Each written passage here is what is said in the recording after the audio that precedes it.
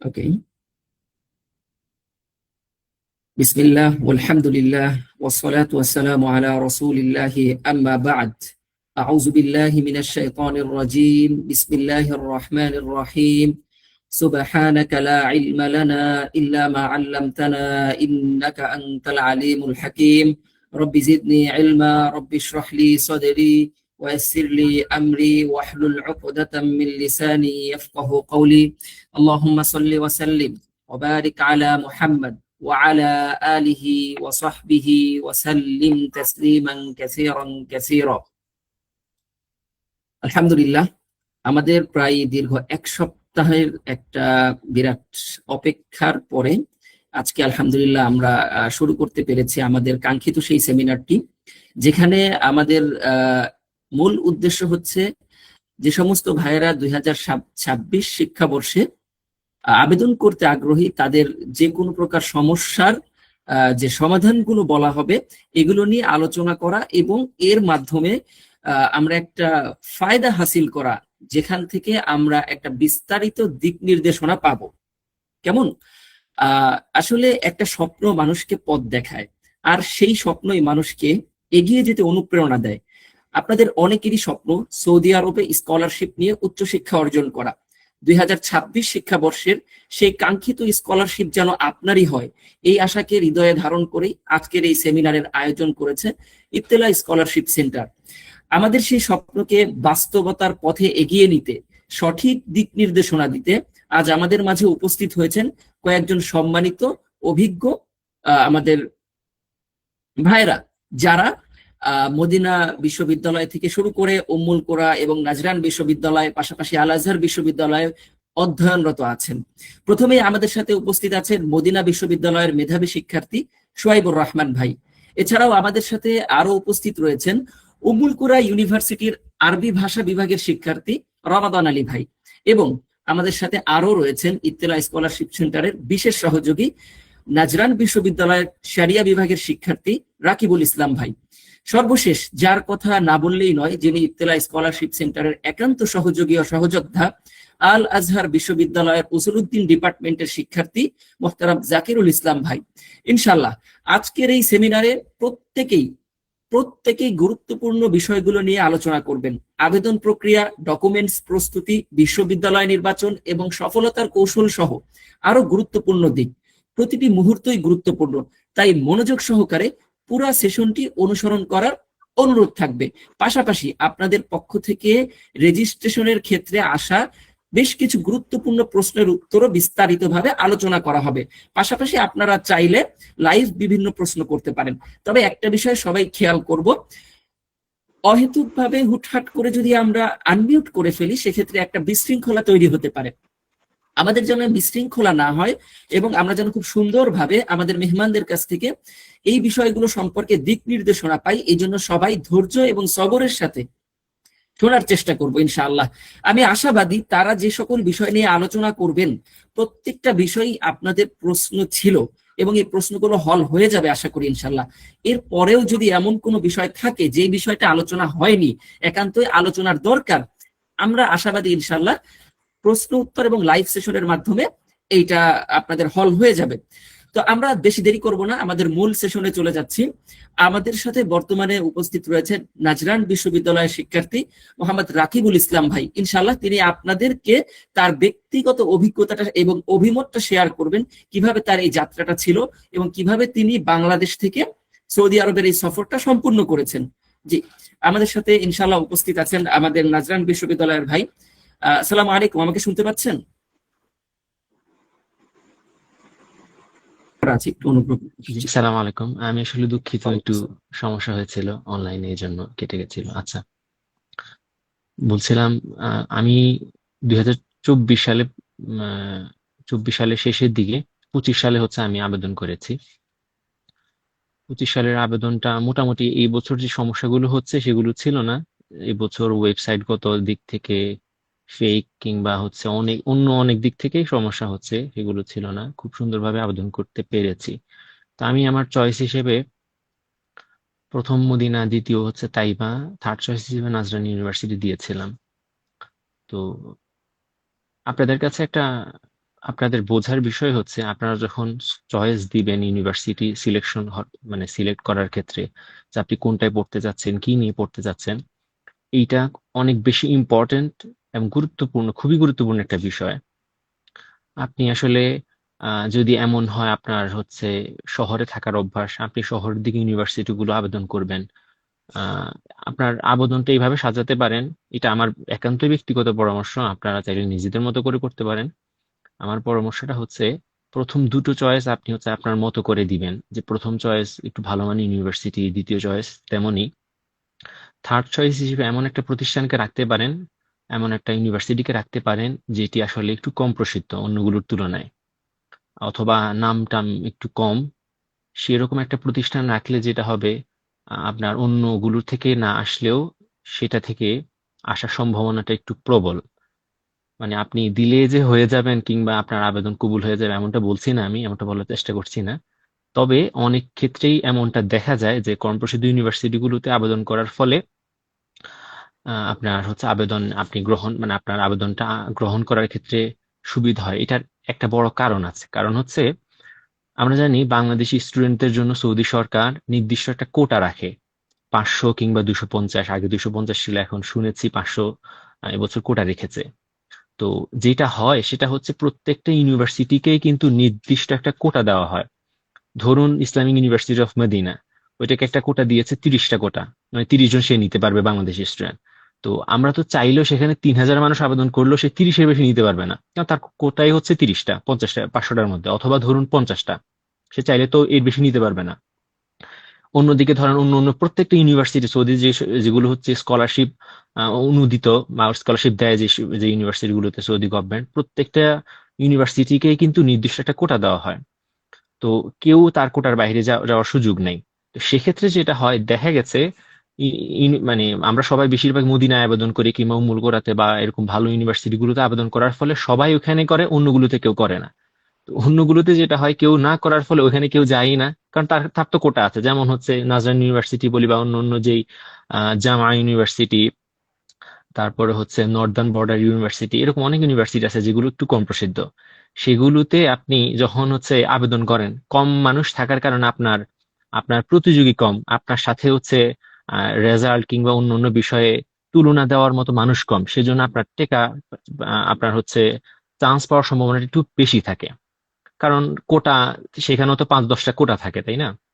তো এইটা একটু আপনাদের অনেক বড় একটা গুরুত্বপূর্ণ বিষয় বিবেচনা করার মতো। আপনারা অবশ্যই আবেদন করার ক্ষেত্রে ইউনিভার্সিটি চয়েসটা খুবই গুরুত্বের সাথে দেখবেন বলে আমি আপনাদের কাছে আশা রাখি। সেক্ষেত্রে আপনারা একটু সফল হতে পারেন যদি আপনি এই বিষয়টা ইয়ে করেন। আচ্ছা, তারপর আবেদন করার পর এখানে আসলাম। আসার পর আল্লাহ তাআলা সৌভাগ্য দান করছে মক্কা মদিনা জিয়ারত করার। নর্মালি সৌদিতে যারা আসলে আসে প্রত্যেকেরই এরকম একটা ইচ্ছা নিয়েই আবেদন করে, যারা আবেদন করে। না হয় আরবি অ্যারাবিক মধ্যপ্রাচ্যের অনেকগুলো ইউনিভার্সিটি কিন্তু স্কলারশিপে নেয়। এবং মানে বলা যায় অন্য অন্য ইউনিভার্সিটি যেমন কাতার, কুয়েত, ওই সমস্ত বিশেষ করে কাতার ইউনিভার্সিটিগুলোতে মাসিক যে স্টাইপেন্ড দেওয়া হয় এটা অনেক বেশি, বাংলাদেশি টাকায় 70-80 হাজার টাকার মতো। So, সেখানে আবেদন না করে সৌদিতে আবেদন করার হিড়িক কেন বেশি, সেটা নিশ্চয়ই আমাদের অজানা না। তো সেই দৃষ্টিকোণ থেকে আহ এই বিষয়টা আপনারা একটু ইয়ে করবেন। আচ্ছা, এখানে সৌদিতে আবেদন করার ক্ষেত্রে আমার একটা মানে বক্তব্যের বিষয় হচ্ছে সুযোগ সুবিধা কি, মানে স্কলারশিপের সুযোগ সুবিধা সম্পর্কে আলোচনা করা। আমি সেই বিষয়ে একটু কথা বলে তারপর শেষ করতে চাই। সেটি হচ্ছে আবেদন করার ক্ষেত্রে আপনার এখানে আসার পর প্রত্যেকটা ইউনিভার্সিটিতে খাওয়া আপনার নিজের, মানে আপনি নিজে হচ্ছে কিনে অথবা রান্না করে খেতে হবে। আর ইউনিভার্সিটি থেকে মাসিক 840 রিয়েল স্টাইপেন্ড দেয়, বাংলাদেশি টাকায় 25,000-এর বেশি, কিছু বেশি। আপনি এই টাকা দিয়ে চলতে হবে। কারো যদি ফ্যামিলি নিয়ে আসার ইচ্ছা থাকে সেক্ষেত্রে আমার কাছে মনে হয় এখন অনেকটাই ইম্পসিবল।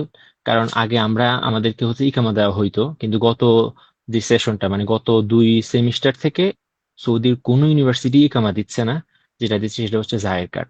তো জায়ের কার্ড দেওয়ার ফলে যেটা হয়, আপনি আলাদা বাসা ভাড়া নেওয়াটাও মানে একটু ঝামেলার, পরিবার নিয়ে আসা তো আরো ঝামেলার, অসম্ভবের পর্যায়ে পড়ে। তো এই বিষয়টা একটু বিবেচনা করে আপনারা সিদ্ধান্ত নেবেন বলে আপনাদের কাছে বিষয়টা রেখে দিলাম আর কি। আচ্ছা, পরবর্তীতে তারপর আপনার হচ্ছে আপনার এই 840 টাকার বাহিরে আপনি আসার পর একটা বড়সড় অ্যামাউন্টের আহ এককালীন ভাতা যেটাকে বলে ওইটা পাবেন। ওইটার মাধ্যমে আপনি আপনার বই থেকে শুরু করে আনুষঙ্গিক অনেক কিছুই কিনতে পারবেন। আর এরকম মানে সৌদি সরকার নর্মালি এইরকম সুযোগ সুবিধা দিয়ে থাকে আর কি। আচ্ছা, আর আবেদন করার ক্ষেত্রে আমাদের যে ডকুমেন্টস গুলো লাগে, অনেকের একটা বেশি প্রশ্ন, সেই প্রশ্ন থেকে আমি এই বিষয়টা বলা। অনেকেই আবেদন করার ক্ষেত্রে আহ উম, আলাদা এক্সট্রা যে ডকুমেন্টস গুলো আমাদের প্রয়োজন হয় সেগুলোর মধ্যে যদি আমরা আহ কোথাও আমাদের অ্যারাবিক কোর্স করা থাকে, ইংলিশি অথবা হচ্ছে আমি যদি জেনারেল সাবজেক্টে পড়তে চাই সেক্ষেত্রে আইএলটিএস অথবা টোফেল, এটা ছাড়া যদি আমি অ্যারাবিক সাবজেক্টে বা ইসলামিক থিওলজি সাবজেক্টে পড়তে চাই সেক্ষেত্রে অ্যারাবিক যদি আমি কোনো ভাষা দক্ষতা সার্টিফিকেট দেখাতে পারি, সেটা আমার আবেদন গ্রহণ করার ক্ষেত্রে এক্সট্রা বেনিফিট বয়ে আনবে অবশ্যই। এটা আমি মনে করি আমার জায়গা থেকে, যেহেতু আমি নিজে দিয়েছি আর আমার অভিজ্ঞতা থেকে বলছি আর কি। তো সেই জায়গা থেকে ইত্তেলা স্কলারশিপ সেন্টার একটা সুন্দর, অনেক সুন্দর একটা দারুণ আহ আপনাদের জন্য একটা সুযোগ রেখেছে। সেটি হচ্ছে আপনারা চাইলে ওনাদের একটা পরীক্ষা আছে, সেই পরীক্ষায় অ্যাটেন্ড করে সেই পরীক্ষাটা দিয়ে আপনি আপনার সনদটা নিতে পারবেন। অর্থাৎ আপনি ওনাদের একটা ক্লাস আছে 30 থেকে 40 মিনিটের, সেই ক্লাসটা করবেন, একটা সাজেশন শিট দিবে, সেই সাজেশন শিট পড়বেন, পরবর্তীতে আপনাকে লিঙ্ক দিবে সম্ভবত কিছু টাকার বিনিময়ে হচ্ছে আপনি সেই লিঙ্কটা কিনবেন আর কি। কিনবেন মিন হচ্ছে আপনি পরীক্ষা যেহেতু দিবেন, পরীক্ষা দিলে আপনার সেখানে খরচ অবশ্যই করতে হয়।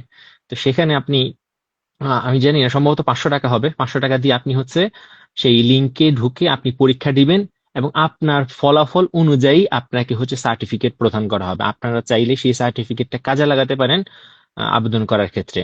এটা আপনাদের অনেক বড় একটা সহায়ক হবে। সেই জন্য ইত্তেলা স্কলারশিপ সেন্টারকে আসলে আসলে অনেক ধন্যবাদ এই বিষয়টাতে। মানে এই বিষয়টা আমি অন্য কোথাও দেখিনি, এখানে দেখেছি, সেই জন্য বলেছি আর কি। এই হচ্ছে আমার মোদ্দা কথা।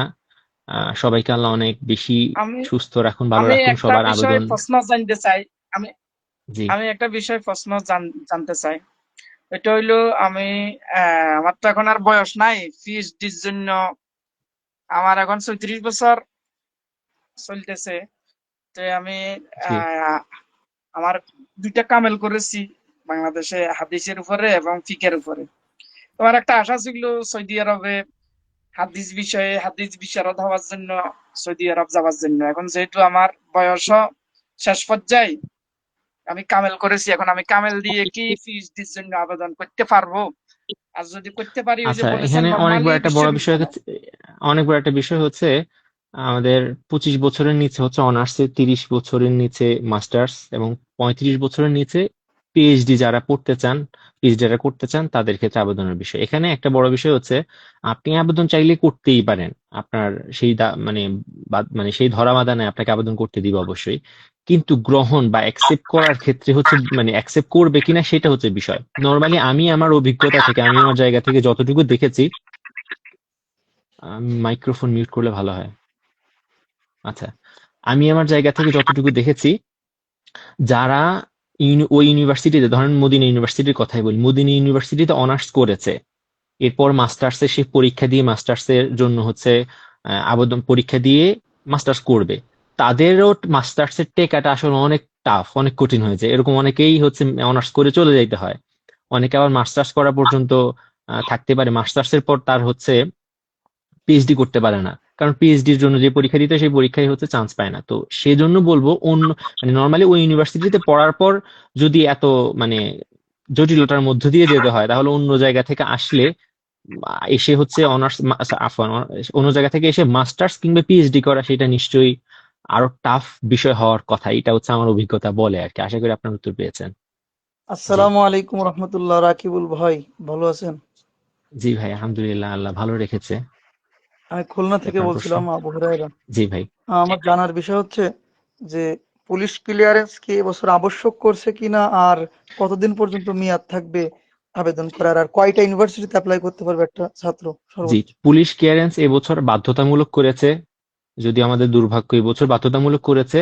সেক্ষেত্রে আপনার নর্মালি 6 মাস মেয়াদ থাকে, কিন্তু কারো যদি এমন হয় 6 মাস মেয়াদ নাই কিন্তু আপনি ওইটাতে আবেদন করতে চাচ্ছেন, আপনি আবেদন করতে পারবেন। আমার মানে আমি আশাবাদী সমস্যা হবে না 6 মাসের ইয়ার ক্ষেত্রে। তবে পরবর্তীতে আপনি যদি টেকেন, মানে আপনি যদি চান্স পান, সেক্ষেত্রে আসার সময় আবার আরেকটা করা লাগতে পারে। কিন্তু সেটা দিয়ে 6 মাসের ঊর্ধ্বে গেলে আবেদন করতে সমস্যা হবে না। তবে আপনি সেফ এক্সিটের জন্য বা আপনার মানে আপনি সবকিছু মানে আপনার আবেদন পরিপূর্ণ করার জন্য যদি সেরকম হয়, তাহলে আপনি নতুন করে পুলিশ ক্লিয়ারেন্স করে আবেদন করলে সেটা বেটার হয়, আপনি হচ্ছে আপনার জায়গা থেকে স্বচ্ছ থাকার জন্য। আর আর কয়টা ইউনিভার্সিটি ইউনিভার্সিটিতে আবেদন? 3টা ইউনিভার্সিটি চয়েস দিতে পারবেন। 3টা ইউনিভার্সিটিতে, একটা ইউনিভার্সিটিতে 3টা সাবজেক্ট করে চয়েস দেওয়ার সুযোগ আছে। যদি কোনো ইউনিভার্সিটিতে সাবজেক্ট কম থাকে সেক্ষেত্রে কম দিবেন, বেশি থাকলেও 3টা মানে 3টা পর্যন্ত চয়েস দেওয়া যাবে। আর পাঠানো যাবে কাগজ কয়টায়? 3টায়? আসলে এটা 3টা না, আপনার মিনিস্ট্রিতে আবেদন তো আপনার কাগজ একটাতেই যাবে, মানে আসলে আপনি মিনিস্ট্রিতে আবেদন করবেন পোর্টালে, সেই পোর্টালে যাওয়ার পর সবাই যেই 3টা ইউনিভার্সিটির আবেদন দিবেন আপনি, সেই 3টা ইউনিভার্সিটির পোর্টালে চলে যাবে। অর্থাৎ আপনাকে 3টায় আলাদা আলাদা করে হচ্ছে আবেদন করতে হবে না, আপনাকে একটাতেই আবেদন করতে হবে মিনিস্ট্রিতে, সৌদি মিনিস্ট্রিতে। সেখানে আবেদন করার জি। ফলে আপনি সবগুলোতে হচ্ছে আপনার কাগজপত্র চলে যাবে, তারা দেখবে, দেখার পর আপনাকে বিবেচিত মনে করলে আপনাকে বিবেচনায় আনবে। আর এই মেয়াদটা কতদিন? মানে আচ্ছা, শুনলাম সার্ভারে একটু সমস্যা হচ্ছে যার কারণে। এখন তো সমস্যা হচ্ছে, এখন তো আমরা নিজেরাই আসলে সন্দিহান যে এবছর কি হচ্ছে আসলে। আগামী, আমি যতটুকু জানি ইত্তেল স্কলারশিপ সেন্টার আগামী 7 দিন 8 দিন কোনো আবেদন নিবে না, আবেদন করবে না। এই 7 দিন 8 দিন হচ্ছে একটু তত্ত্বাবধানে রাখবে যে আসলে কি হয় সামনে। পরবর্তীতে আসলে আমরা আমাদের এই বছরটা একটু সময় নিয়ে ভেবে চিন্তে সবগুলো বিষয় বুঝে শুনে আবেদন করলে সেইটা আমাদের জন্য মঙ্গল হবে বলে মনে করি আর কি। আচ্ছা, এখানে আমাদের সাথে আরো অনেক অতিথি ভাই আছেন, অলরেডি 21 মিনিট সময় শেষ হয়ে গেছে, তো তারাও কথা বলবেন। এরপরে আপনাদের যাদের প্রশ্ন থাকবে সবার প্রশ্ন তারা উত্তর দেওয়ার চেষ্টা করবেন। আমি আপাতত বিদায় নিচ্ছি। আমি আর একটা বিষয় প্রশ্ন করার জন্য চাচ্ছি লাস্ট, সৌদি আরব ছাড়া আমি আচ্ছা, জি। আরব বিশ্বে আর কোথাও কি আবেদন করার আমার এই বয়সে আর কি কোনো সুযোগ আছে? আপনার এই বয়সে আবেদন করার সুযোগ আছে কিনা সেটার স্পষ্ট ধারণা আমার কাছে নেই, তবে মধ্যপ্রাচ্যের যে অন্যান্য ইউনিভার্সিটি গুলো আছে, কাতার অথবা হচ্ছে কুয়েত, আবুধাবি, দুবাইতে আল কাসেমি ইউনিভার্সিটি আছে, আপনি সেগুলোতে খোঁজ খবর নিতে পারেন। আমাদের ইত্তেল স্কলারশিপ সেন্টারের ভাইদের সাথে যোগাযোগ রাখলে আপনি আশা করি সেই তথ্যগুলো পেয়ে যাবেন। আচ্ছা, আমি আপাতত আপনাদের থেকে বিদায় নিচ্ছি, সবার জন্য শুভকামনা। জাযাকুমুল্লাহ। সবাইকে অসংখ্য ধন্যবাদ। আসসালামু আলাইকুম ওয়া রাহমাতুল্লাহি ওয়া বারাকাতুহু।